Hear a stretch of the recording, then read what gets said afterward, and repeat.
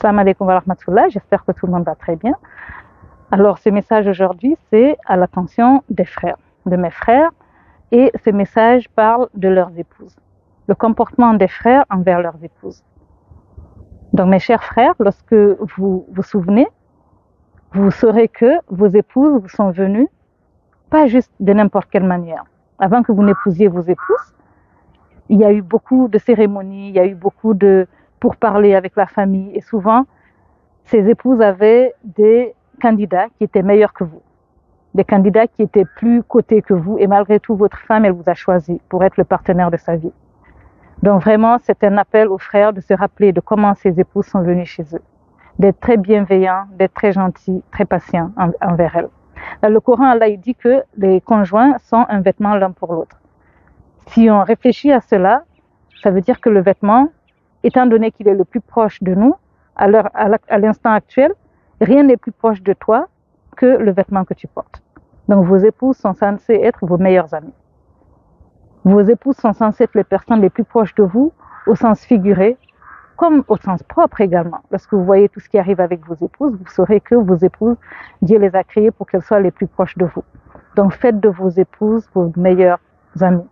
Soyez ceux qui vont vers leur épouse lorsque vous avez un problème, lorsque vous avez une joie, lorsque vous avez des inquiétudes. La première personne que vous devriez contacter, c'est votre épouse. Le prophète sallallahu alayhi wa sallam a dit que les meilleurs hommes sont ceux qui sont les meilleurs envers leurs épouses, et lui, sallallahu alayhi wa sallam, il était le meilleur envers ses épouses. Donc essayons encore plus de nous rapprocher de ce guide parfait qui était le prophète sallallahu alayhi wa sallam. Souvent, les hommes, ils disent, mes amis hommes, ils me disent, mais cette femme, elle a tellement de défauts, je suis fatiguée d'elle et tout. Mais sachez, mes chers frères, que si votre épouse a des défauts, vous aussi, vous avez des défauts. Et elle connaît très bien vos défauts, et malgré tout, elle vous aime. Malgré tout, elle reste avec vous. Malgré beaucoup de choses qui se sont passées, votre épouse, elle reste avec vous, elle continue à vous aimer, à vous protéger, à vous servir. Elle continue à vouloir le meilleur pour vous.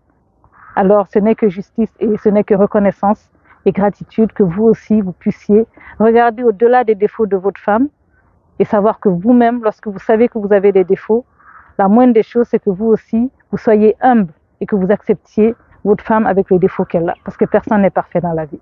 Et souvent, les hommes, ils se font tromper par des messages qu'ils reçoivent de partout. Les gens les apprécient, ils pensent qu'ils sont au top. Mais pourtant, les gens qui vous apprécient, ils ne vous connaissent pas réellement. Ils ne vous ont jamais vu à la maison. Ils ne vous ont jamais vu quand vous vous réveillez. Ils ne vous ont jamais vu quand vous êtes fâché, quand vous êtes trop content. Ils ne vous ont jamais vu dans tous les états de votre vie.